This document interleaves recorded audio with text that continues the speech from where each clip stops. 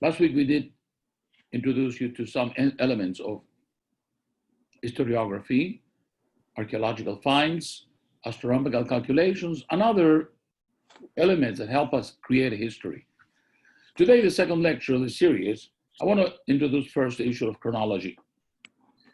As you know, when you read general books, they will give you certain dates that are not exactly definite of what events occur. The way that people organize dates is by figuring out an event that we have some sort of an idea of when it happened, and then figuring out what kings reigned before and how many years they reigned. However, the record sometimes cannot be accurate. We have, for example, kings that have several names, and sometimes historians have supposed that this refers to different kings when it is the same one, or vice versa, people with the same name and appear in two different periods. The other question that I wanted to discuss with you is the whole idea of the common era. The common era assumed that when Jesus was born, that we start counting from that time. But it is not true. The calendar was not created at that time. In fact, I don't even know when he was born. In fact, it is only in the year 6th century that a monk, a priest by the name of Dionysius Exius, advocated to start counting the years from year 1 and assuming that that was the year that he had been born. And how did he know what the year that he was living? You figure out all the emperors from that dais, from Augustus, all the way to the emperor, the last Roman emperor, who died in the year 500, according to him, 523 years after that time. But all these dates are not exact. And we are not going to be relying on those dates, which may be subject to many interpretations. The Jewish tradition kept a very careful tradition of the years. In fact, we know the account of the years because we have a positive commandment to remember the Shemitah and the Yovel, the sabbatical year and the Jubilee. And that has gone on for centuries, and it's never been interrupted. So we know, for example, the tradition that the first temple was built 480 years after the exodus from Egypt. We also know that the first temple lasted 410 years. We also know that the exile lasted 70 years. All of these dates are reliable, traditional, in fact, biblical accounts of all of them. And then the second temple lasted 420 years. So we are going to make a schedule, a time, assuming this Jewish tradition, because the other tradition is not necessarily more accurate, and this is, we believe, is better. There may be discrepancies in some areas, and we don't have the time now to discuss it now. The important thing is that we assume here that that these basic numbers that I gave you are correct, the second temple was destroyed in the year 70 of what we call the Common Era. If the temple lasted 420 years, we assume then that it was built in the year 350 before the Common Era. And if that is the case, if the exile was 70 years, that means that this first temple was destroyed in the year 420 before the Common Era, and so on. And if it was 410 years long, so that means that the first temple was built in the year 830 of the before the Common Era. And this is the way we're going to establish the time. Usually, you've heard that the first temple was destroyed in the year 586 BCE, and all of this is, as I explained, not entirely accurate. So I want to just tell you, when I give you the dates, I'm going to give you an approximate date based on the Jewish tradition, based on especially a very important book of chronology, and although there may be discrepancies on this, and I do not want to say that this is definite, but it is more reliable than any other tradition, than any other. By the way, the Common Era counting was only accepted by the Pope in the 10th century. That means until then, people did not have that calendar. Okay, we're going to start. Last week we went up to the time of Yeshua, at the death of Moshe Rabbeinu. He enters Eretz Israel in the year 1272. You can write this down, 1272, before the Common Era. And as we discussed last week, he is a very accomplished general. and he destroys many fortified cities of the Canaanites. And we know that many of these cities, archaeological evidence shows that these cities were destroyed around that time. And we know that he was an extremely great general because he was able to exploit topographical and climate factors in order to disable the Canaanites, which had chariots and more advanced weaponry. He also was able to choose the rainy season to fight. He developed strategies as luring a group of an army away from a certain position with an ambush to catch them from the rear. A lot of other techniques and tactics that made him very successful. The conquest of Israel happened over the time of 14 years. And after that, the Jewish people divided the land among the tribes. And we discussed last time the location of the tribes in various places. We know that the area what we call Jerusalem today, which did not exist yet at that time, or it was not Jerusalem, is the area of Benjamin. To the south, near Hebron, is the area of Judah. To the north is the area of Ephraim. More to the coast is the area of Dan, and so on. And now, I want to point out that the concept of destroying the Canaanites, the Torah explains that the Canaanites Hashem did not give them, God did not give this land to them, and they invaded it. The land was given to the sons of Shem, and Hashem had arranged the world and divided the land, and so they needed to be expelled.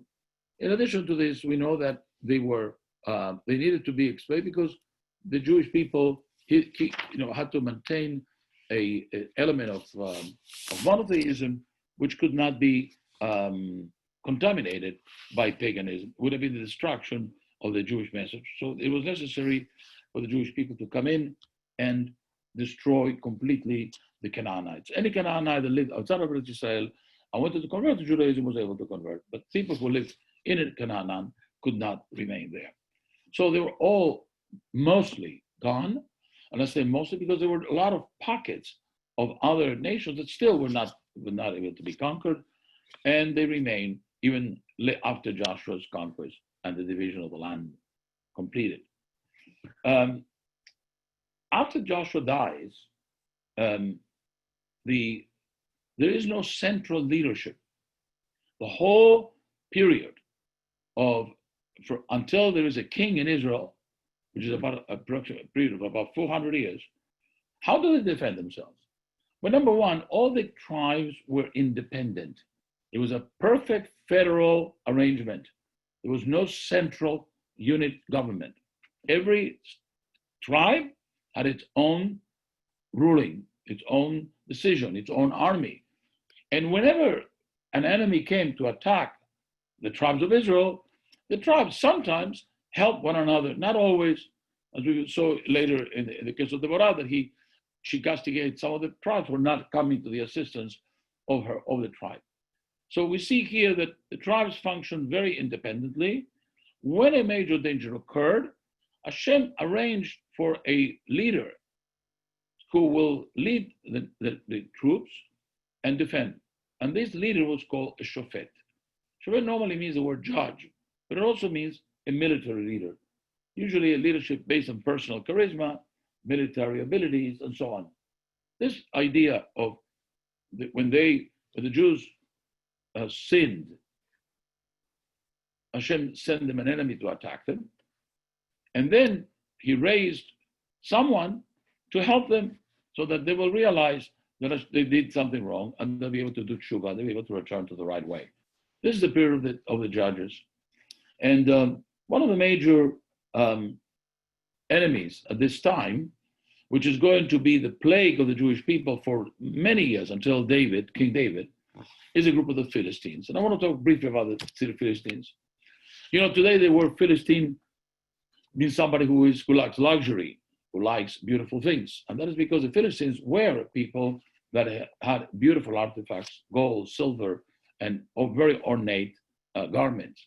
But that's why we call people who are luxurious Philistines.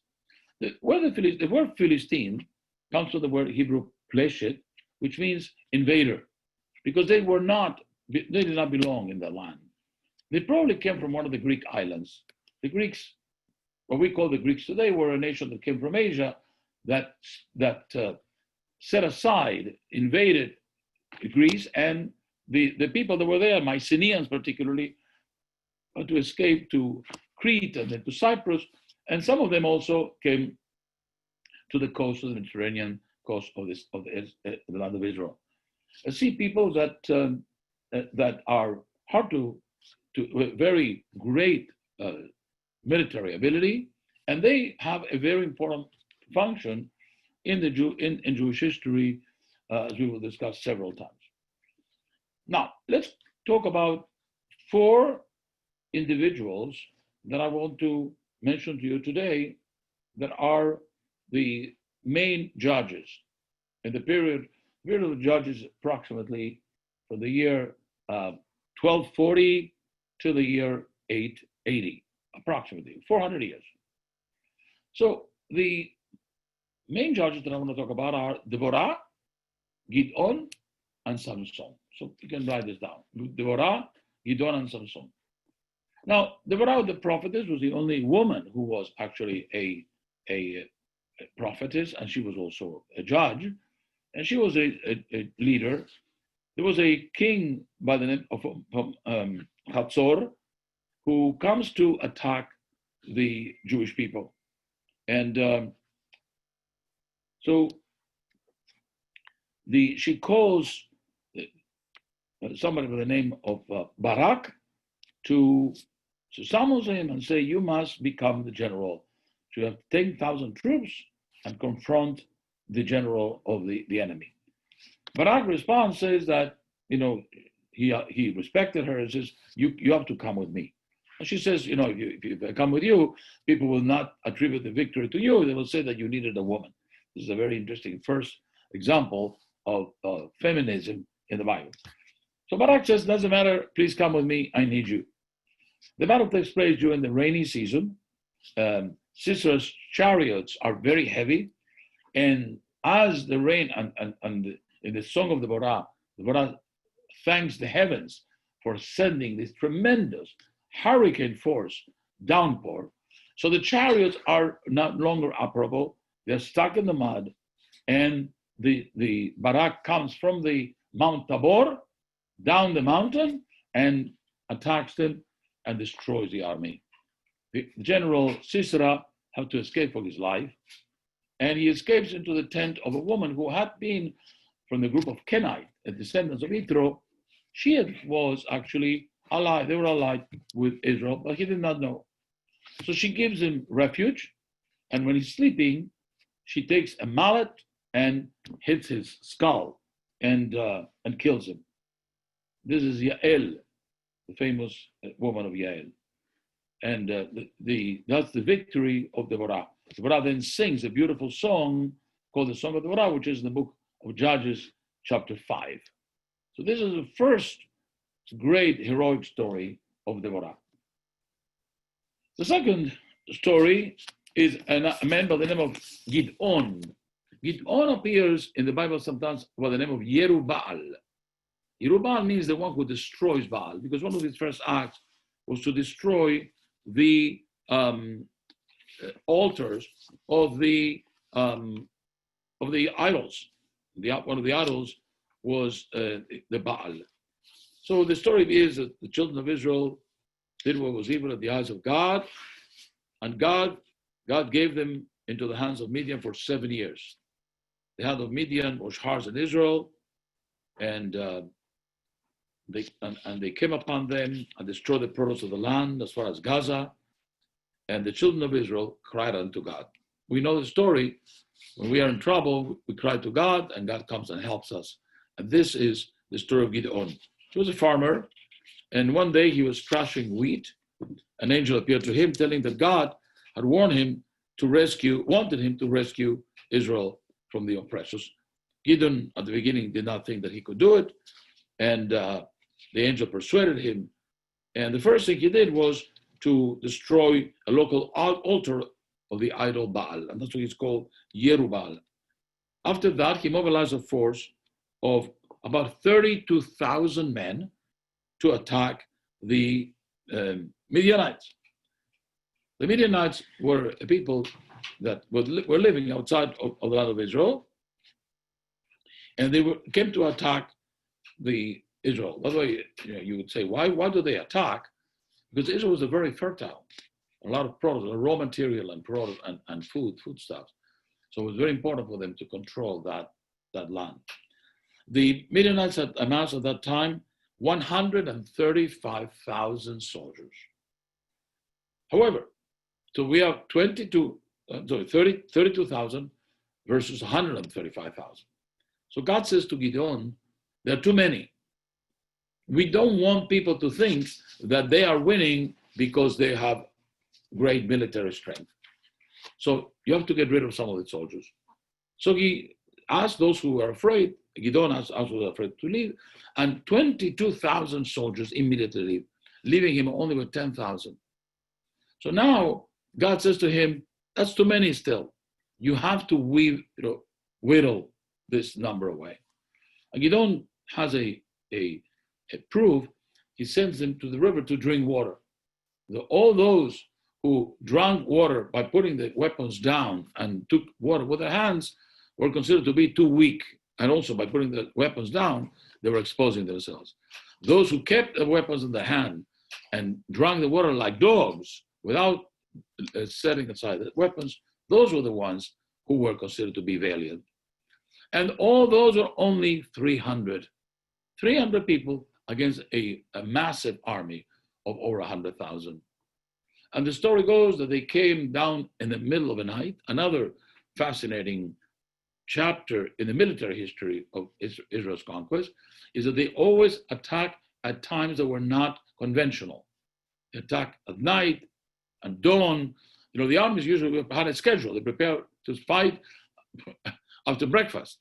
So this was an incredible experience. They came with a lot of noises, making a lot of noise, and the people were scared and they ran away, and eventually they were defeated. And that's the story of Gideon. And the Bible says that when Gideon died, the children of Israel again went astray, and they did not remember the Lord their God, who has saved them from the hands of their enemies. And so another chapter begins. So the story is the story of Samson. Now, Samson, as we know, was a prophet, a judge that was of a different kind. Instead of fighting against the enemy in a conventional way, he was going to fight the enemy from within. So Samson acts alone. He doesn't act with an army. He has a divinely skill, divine induced skill that is unique to Samson, a physical prowess that so transcended the ordinary that obviously was divine in origin. On one occasion, he slays a lion with his bare hands. And another, he kills 1,000 pursuing Philistine troops with an ass's jawbone. In the end, he's going to be destroyed by a woman, by his lust and obsession for non-Jewish women. The Philistine leadership realized this, and they put a woman by the name of Delilah to seduce him. He falls in love with him, and he falls in love with her, and they marry. And so Delilah says to Samson, how can you, Samson incidentally was a Nazirite, and the Nazirites, among other things, they do not drink wine, and they do not cut their hair, long hair. And she wanted to know, what is the secret of your strength? Samson, of course, refused to do it until she said, how can you say you love me when you don't confide in me? And so finally, he was wearied and tired and confided everything to her. He said, no razor has ever touched my head, for I have been a Nazirite to God since I was in my mother's womb. If my hair were cut, my strength would leave me, and I should become as weak as an ordinary man. Delilah immediately wastes no time. She tells the Philistines, who comes quickly. Samson falls asleep. She summons a soldier to cut his hair. And then she says to him, Samson, the Philistines are upon you. Samson jumps up ready to battle, only to realize that his strength has gone away. The Philistines capture him, they gouge his eyes, and turn Samson into a male slave in prison. And people taunt him. This was a great enemy of the Philistines, and now he's in their control. And they taunt him and mock him and spit at him. And now Samson's hair had started to grow back. There are 3,000 men and women in a stadium. Samson is brought back from prison in order to dance for them, to ridicule, to humiliate him. So when he finishes, he's left standing between the pillars of the stadium. And the program resumes. And Samson prays and says, "O Lord God, please remember me and give me strength just this once. O God, to take revenge on the Philistines, if only for one of my two eyes." And with the final cry, "Let me die with the Philistines," he pulls down both columns and kills more people in death than he did during his lifetime. And that's the story of Samson.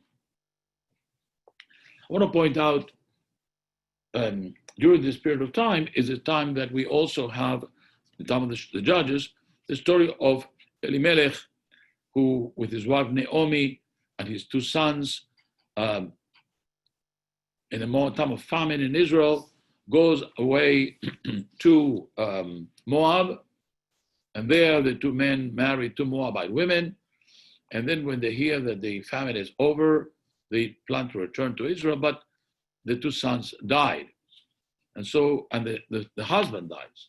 So Naomi is left only with the two daughters-in-law. The name was Ruth and Orpah. And according to we know that in the story of Ruth, it takes place at this time when they come together with the mother-in-law. The mother-in-law tries to dissuade them from coming with her. And finally, Orpah leaves her, kisses her, goes away. But Ruth says, "Do not insist that I go, for wherever you go, I will go. Wherever you die, I will die."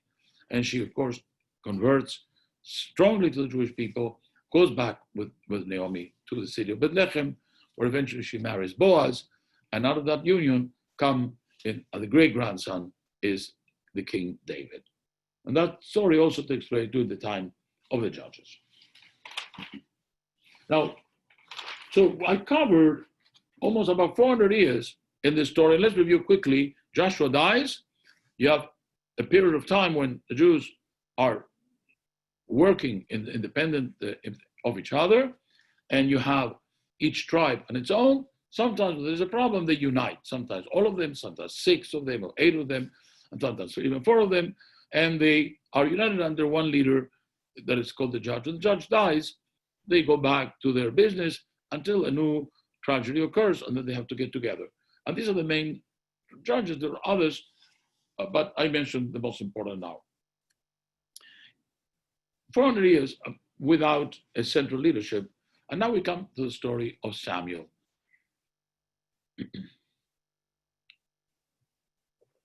Samuel Shmuel was also a Nazir, also a Nazirite, is a prophet. He is a Cohen.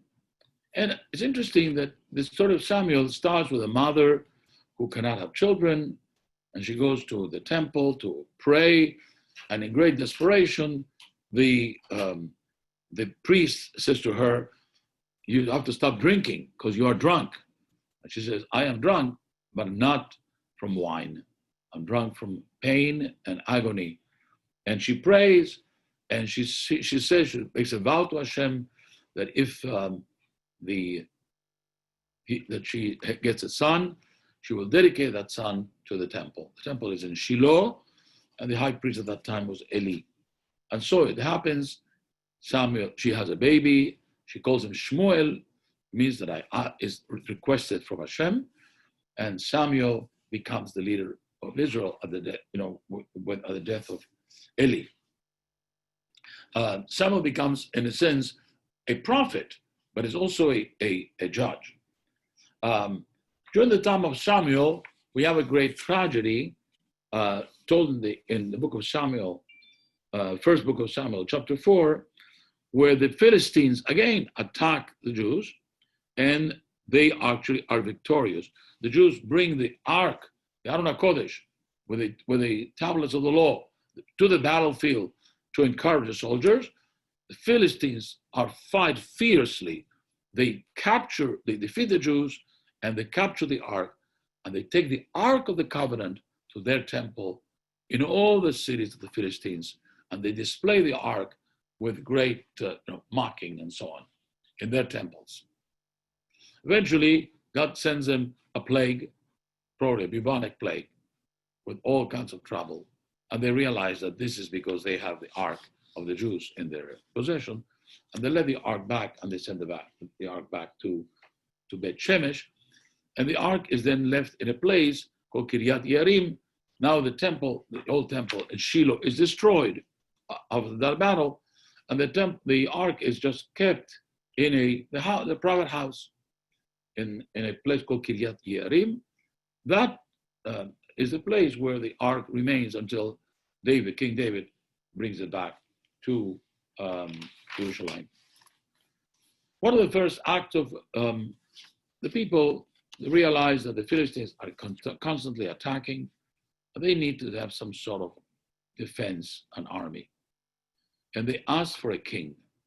Samuel is not very happy at first at the request of the king, because he thinks that monarchy, although the Torah says that it is possible, is not a very good system of government. It's going to encourage luxury, encourage tyranny, encourage all kinds of governmental issues.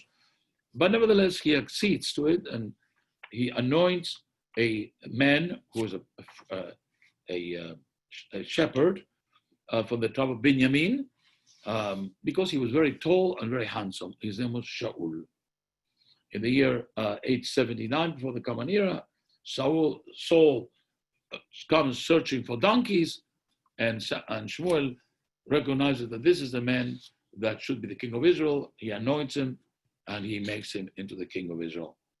The word anointed in Hebrew is Mashiach. Mashiach means to anoint somebody with oil. That's a form of almost giving him the title.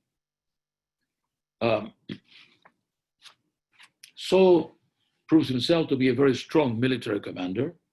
He creates a standing army, and he actually fights very well against the Philistines in different kinds of battles.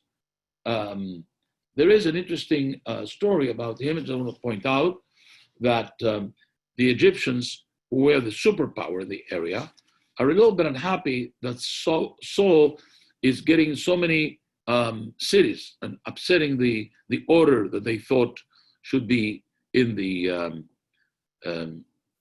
country.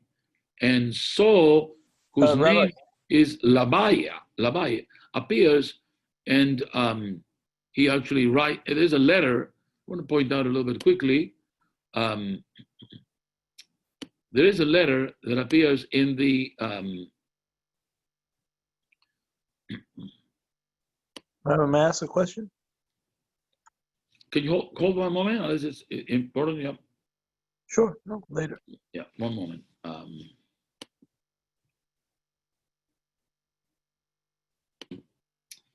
The letter is in the Amarna, one of the tablets. I could not show it to you now. I'll show it to you perhaps next class.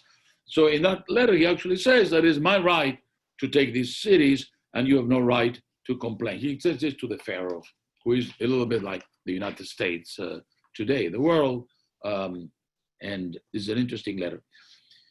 Saul is now asked by Shmuel to go and battle with Amalek, and in that battle, it is a battle of destroying Amalek completely. We know that the story is that he goes and battles, and he kills everybody, but he takes and Samuel says, do not take anything from them. You have to destroy everything. We want to erase the memory of Amalek. So he brings, despite this, brings the cattle, brings animals, and Samuel is very unhappy with him. And then he also saves the king, Agag, and Samuel is very angry with him. The tradition says that Agag, in that night before he was killed, he was able to leave his wife pregnant, and Haman, one of the descendants of Amalek, is actually a descendant of that relationship that night. Samuel is very angry that Saul has disobeyed Hashem, and he says, "You're no longer the king." And even though he continues to be king for a while, now Samuel goes out and anoints another person. And he has a prophecy, Samuel, that the king is going to come from a house, the descendant of Ruth, in the house of Ishai. And he goes to the house, Samuel, and meets all the boys from one to the other. And God says to him, don't look like you did last time at how handsome a person is. Saul was very handsome and tall, but look at the heart. And he looks at all of the sons of Ishai, and he has to choose one of them to be the king, and he doesn't like any of them. He says, do you have another son? I know that the king must come from here. He said, yeah, it's a little boy, it's in the field. You don't think of him. He said, no, I want to think of him. And he brings him in, and it is David, a little short guy, a little redhead, and he anoints him immediately, and he says, you'll be the king of Israel. Although he anoints him, David cannot be king. Now, he knows he has a function, but the king in the meantime is Saul, as we will see in a moment. It so happens that Saul invites David, because David is also a player of music, to the palace to play music for him when he is depressed. And in the palace, he's beloved by everybody, and he wants to give him one of his daughters as a wife. And in fact, he does marry one of his daughters, Michal. He also befriends at that time his best friend for life, the son of Saul, Jonathan, the famous story of David and Jonathan. One of the famous stories is when the Philistines now again come to attack the Jews, and they say, instead of saying we're going to battle and kill everybody, well, let me just take the strongest of your people, and strongest are our people, and they have a fight. Whoever wins, the nation that's defeated will have to pay taxes to the other nation. Answering the question, the whole idea of a war was not necessarily to destroy the other nation, but really to make them vassals. They should pay more taxes, pay more money, and should be able to support the other country, become like slaves. And that was the purpose. So, Goliath is a very big man, and he goes around taunting the Jews, but there's no one who can actually stand up to him. So nobody wants to come up. David is not in the battlefield. The father comes and sends him some food for his brothers who are in the battle. And David comes, and one of the brothers says, "What are you doing here?" He says, "No, I came to buy some food." "No, you should not be here. Get away from this place. You are too small." In the meantime, he hears Goliath taunting the Jews. "Hey, there's no Jew who wants to play with me. What's happening with Israel? You're not strong." And taunting morning and evening. Until finally, David says, "Why are you allowing them to do this?" And the story is, as you know, that David says, "I will go and fight him." People laugh at him and says, "No, I once, had a bear and I was able to kill him." And the whole story that he says, "I am strong." And he goes on to meet Goliath, and as you know the story, Goliath is all with the armor and all the weapons, and David comes in without he refuses to wear any armor, any body armor, and he comes with a little string and a little sling and a stone, and Goliath is very angry. He says, "What am I, a dog, that you come to me without the proper equipment?" So he says to him, "You come to me with spear and sword, but I come to you with the name of God." And at that moment, he takes the sling, takes a stone, hits his head, and Goliath falls dead. He takes his sword, takes Goliath's head, and he keeps the sword of Goliath that David will carry with him for a while. The people are so happy that he was so strong. They knew that Saul was a great hero, military hero, so they used to sing, "Ika Shaul ba'alafav v'David v'revivotav." Saul kills by the thousands, But David kills them by the tens of thousands because they killed all the Philistines in the battle, and they were very successful. This does not make Saul very happy. And from that moment on, Saul becomes an enemy of David. And the story of the enmity between David and Saul is very sad. It's so much so that Jonathan actually, he wants to kill him. Jonathan saves him, helps him. I want to just tell you one quick story of the enmity. Once Saul enters a cave to make his necessities near En-Gedi, and David happens to be inside. So he sees that Saul comes in as he's sitting, making his necessities. David comes very close and takes a little from the coat of the king, and he cuts a little piece. And later on, as Saul finishes, he goes out, and David comes out and shows that he was there. So he says, you see, if I wanted, and this, I want to read to you this beautiful word that David says to Saul, one of the most beautiful and moving verses in the Bible, in the book of Samuel, chapter 1 Samuel 24. He says,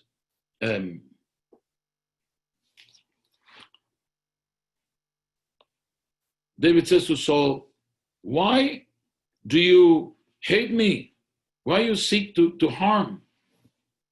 And why you think that David wants to harm you? He says to Saul, do you think I want to harm you?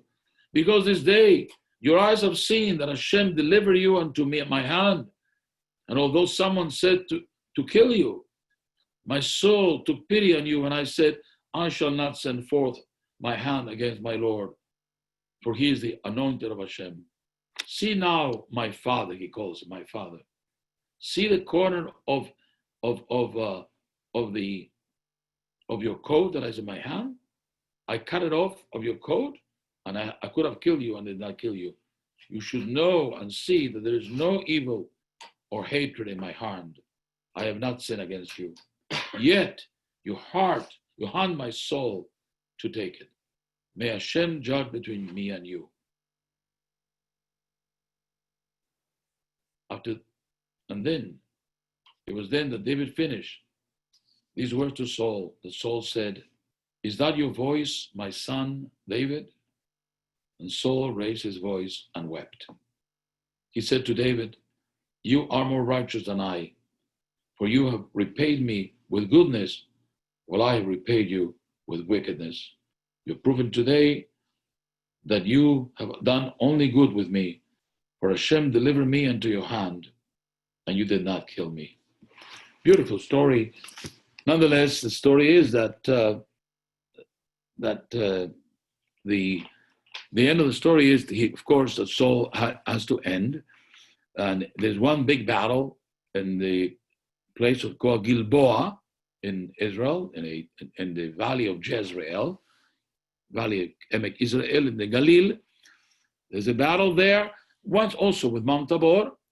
In that battle, the army is placed on the mountain, whereas the Philistines with the chariots are in the valley. And this is the usual technique, that when they get stuck with their chariots, they come down to kill them. But in this case, it did not happen that way. The Philistines were very able. The story goes, incidentally, that Saul wanted to consult the oracle to find out if he was going to be successful in the battle or not.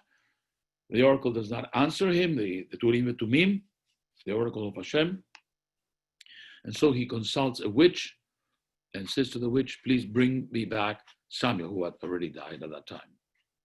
And so he asked Samuel, so Samuel says, why are you bothering me? Why are you bringing me from the dead? He says, I want to know what's going to happen in the battle. So he says, well, tomorrow you and your sons will be with me. And so it happened that in the battle, the small archers, the very able archers, go up the mountain. They surround the Jewish army, and they kill all the sons Saul, Jonathan, and the other sons.